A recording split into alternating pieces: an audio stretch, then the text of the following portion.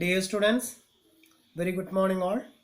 Once more all are welcome to Cost and Management Accounting new classroom. In the last class, we are discussed on FIFO method. Now we are going to discuss LIFO method, last in first out. This method is the just a reverse of FIFO method. Under LIFO method, materials received last are issued first. After the latest consignment is exhausted, the price of the previous batch is used and so on. Thus, materials are issued at the latest consignment prices. So, closing stock is valued at oldest consignment prices. ഇപ്പോൾ last in first out ഏറ്റവും latest ആയിട്ട് വന്നിട്ടുള്ള ലോട്ടിനെ ആദ്യം issue ചെയ്തു പോകുന്നു. അപ്പോൾ ഇതിൻ്റെ ഒരു ഡ്രോബാക്ക് എന്താണെന്ന് ചോദിച്ചാൽ ഫസ്റ്റ് ടൈമിൽ വന്നിട്ടുള്ള ലോട്ട് അവിടെ സ്റ്റോക്കായിട്ട് പെൻഡിങ്ങിലായിക്കൊണ്ടേയിരിക്കും. ഒരു 10 ടൈംസിൽ ഒരു 100 യൂണിറ്റ്സ് പർച്ചേസ് ചെയ്തിട്ടുണ്ടെങ്കിൽ ആ 10th ടൈമിലും 9th ടൈമിൽ 8th ടൈമിൽ ആ ഓർഡറിലാണ് എന്ത് ചെയ്യുക, ഇഷ്യൂ ചെയ്ത് പോവുക. നമ്മൾ ഫസ്റ്റ് ടൈമിൽ പർച്ചേസ് ചെയ്തിട്ടുള്ളത് അവിടെ സ്റ്റോക്കായിട്ട് പെൻഡിങ്ങിൽ കിടക്കും. അതാണ് എന്ത് LIFO method, last in first out. Last purchase ചെയ്തതിനെ ഫസ്റ്റ് ഇഷ്യൂ ചെയ്തു പോകുന്നു. In times of rising prices, LIFO method is particularly useful. Production is charged at the prices of latest purchases which are same as or close to current market price. Thus, material cost will be high and profit will be lower. This reduces the tax liability. Then it has the following advantages. Number 1, issue price will reflect the current price. This method is more suitable in times of rising prices. This method is simple to understand and easy to operate. Materials are issued at actual price. ഇപ്പോൾ latest ആയിട്ട് purchase ചെയ്തിട്ടുള്ളതിൻ്റെ price അനുസരിച്ചിട്ട് എന്ത് ചെയ്യുന്നു, നമ്മൾ issue ചെയ്തുകൊണ്ടേയിരിക്കുന്നു. അപ്പോൾ current market പ്രൈസിലായിരിക്കും ഇവിടെ material issue ചെയ്യുന്നുണ്ടാവുക. Then even though it has the following disadvantages. That is, number 1, this method involves considerable amount of clerical work. It is difficult to compare the cost of jobs because different jobs bear different charges for material. The value of closing stock does not reflect the current market conditions. In times of falling prices, this method is not suitable. Then, in case of pricing of returns to stores under LIFO method, ഇപ്പോൾ LIFO method follow ചെയ്യുന്നുവെങ്കിൽ സ്റ്റോഴ്സിലേക്ക് return ചെയ്യുന്നു. That means ഇപ്പോൾ production department ആയിരിക്കും purchase ചെയ്തിട്ടുണ്ടാവുക സ്റ്റോഴ്സിൽ നിന്ന്. So ആ സ്റ്റോഴ്സ് ഡിപ്പാർട്ട്മെൻറ്റിലേക്ക് പ്രൊഡക്ഷൻ ഡിപ്പാർട്ട്മെൻറ്റ് വാങ്ങിയിട്ടുള്ള ഇവൻ്റ് റിട്ടേൺ അടിക്കുന്നു. Materials returned to store should be recorded in the receipt column at the price at which they were originally issued. These should be issued according to the method of pricing used here, LIFO method. Thus, returns are treated as new purchase for the purpose of next issue. അപ്പോൾ ഇങ്ങനെ ഇത്തരത്തിൽ production department stores ഡിപ്പാർട്ട്മെൻറ്റിലേക്ക് return ചെയ്തിട്ടുണ്ടെങ്കിൽ അത് new purchase ആയിട്ട് treat ചെയ്തു പോകുന്നു. In second case, pricing of returns to vendor under LIFO. സെല്ലർക്ക് സ്റ്റോഴ്സ് ഡിപ്പാർട്ട്മെൻറ്റ് എന്ത് ചെയ്യുന്നു, റിട്ടേൺ അടിക്കുന്നു. The materials return to the vendor should be recorded the issue column at the price of the latest consignment and still in stock if price or date of purchase is not given. Third case, treatment of shortage of material under LIFO. LIFO method പ്രകാരം material shortage ആയി കഴിഞ്ഞാൽ At the time of stock verification, sometimes shortage of materials may be found. Such storage should be recorded in the some shortage should be recorded in the issue column at the price of latest consignment in stock. Third method, simple average price method.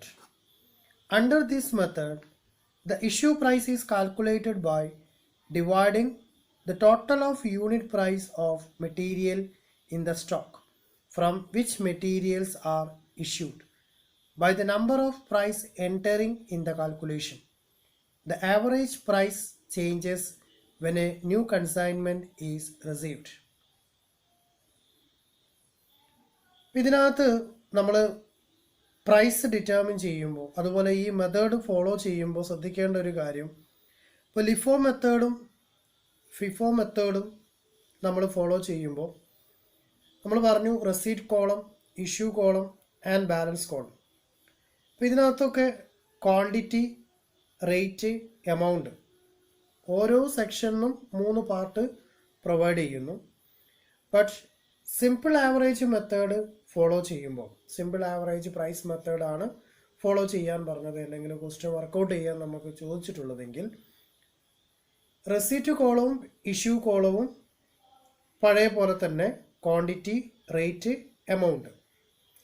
Balance കോളത്തിൽ LIFO മെത്തേഡും FIFO മെത്തേഡും follow ചെയ്യുന്നതിൽ നിന്നും വ്യത്യസ്തമായിട്ട് 2 columns മാത്രമേ balance കോളത്തിലുണ്ടായിരിക്കുള്ളൂ. അതായത് ക്വാണ്ടിറ്റിയും then എമൗണ്ടും. ഇങ്ങനെ 2 columns മാത്രമേ ഉണ്ടായിരിക്കുള്ളൂ. Okay, അപ്പോൾ ഇവിടെ എങ്ങനെയാണ് റേറ്റ്, അപ്പോൾ ഇഷ്യൂ ചെയ്യുന്നതിൻ്റെ റേറ്റ് എങ്ങനെയാണ് തീരുമാനിക്കാൻ ചോദിച്ചാൽ, പർച്ചേസ് ചെയ്തിട്ടുള്ള ഡിഫറെൻറ്റ് ടൈമിലുള്ള റേറ്റിൻ്റെ ആവറേജ് കാണുകയാണ് ചെയ്യുക. നമുക്കറിയാം ആവറേജ് എന്ന് പറഞ്ഞാൽ എന്താണ്, first value plus second value divided by 2. Okay, അങ്ങനെയാണല്ലോ ആവറേജ് കാണുന്നത്. അപ്പോൾ ഇവിടെ ഫസ്റ്റ് 2 ടൈംസിൽ വാങ്ങിയിട്ടുള്ള മെറ്റീരിയൽസിൻ്റെ റേറ്റ് കൂടി ആഡ് ചെയ്യുന്നു, എന്നിട്ട് അത് 2 കൊണ്ട് ഡിവൈഡ് ചെയ്യുന്നു. ഓക്കെ, എന്നിട്ട് ആ വാല്യൂ ആണ് ഇഷ്യൂ ചെയ്യുന്നത് മെറ്റീരിയൽസിൻ്റെ മേലെ ചാർജ് ചെയ്യുക. അപ്പോൾ വളരെ സിമ്പിളായിട്ട് എന്ത് ചെയ്യാൻ പറ്റും, ഇത് കാൽക്കുലേറ്റ് ചെയ്യാൻ വേണ്ടി സാധിക്കും. Okay, it has the following advantages. Number 1, it is easy to understand and simple to operate.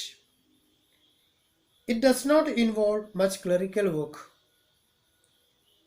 Issue rates remain same until a fresh purchase is made or the consignment gets exhausted before the current issue is made. It is a mixed form of market price and cost price. Even though it has the following disadvantages, that is, quantity purchased in each lot is ignored. It does not give accurate result when prices fluctuate considerably. Chances of clerical errors and mistakes are more. It gives rise to profit or loss on materials because issue price does not relate to cost of any consignment. Fourth method, weighted average price method. Under weighted average method, issue price is calculated by dividing the value of material in stock by the quantity of material in stock. Thus, this method takes into account both the quantity and price of material in stock. The same issue price is applied to all issues until a new consignment is received. This method is suitable when there are wide fluctuations in the prices of materials. Simple average price മെത്തേഡിൽ discuss ചെയ്ത പോലെ workout ചെയ്യുന്ന സമയം balance കോളത്തിൽ ക്വാണ്ടിറ്റിയും amount കോളവുമാണ് ഉണ്ടായിരിക്കുക. അപ്പോൾ ഇവിടെ issue price തീരുമാനിക്കുന്നത് ഇഷ്യൂ ചെയ്യുന്ന സമയങ്ങളിൽ, അതായത് അതിൻ്റെ തൊട്ട് മുമ്പത്തെ ഡേയിൽ അല്ലെങ്കിൽ ആ ഇഷ്യൂ ചെയ്യുന്ന മൊമെൻറ്റിൽ എത്ര മെറ്റീരിയൽസ് അല്ലെങ്കിൽ എത്ര വാല്യൂവിൻ്റെ മെറ്റീരിയലാണോ സ്റ്റോക്കിൽ അവൈലബിൾ ആയിട്ടുള്ളത് അതിനെ നമ്പർ ഓഫ് മെറ്റീരിയൽസ് ആ സമയം അവൈലബിൾ ആയിട്ടുള്ള സ്റ്റോക്കിൻ്റെ നമ്പർ കൊണ്ട് ഡിവൈഡ് ചെയ്തിട്ടാണ് ഇഷ്യൂ പ്രൈസ് ഫൈൻഡ് ചെയ്യുക.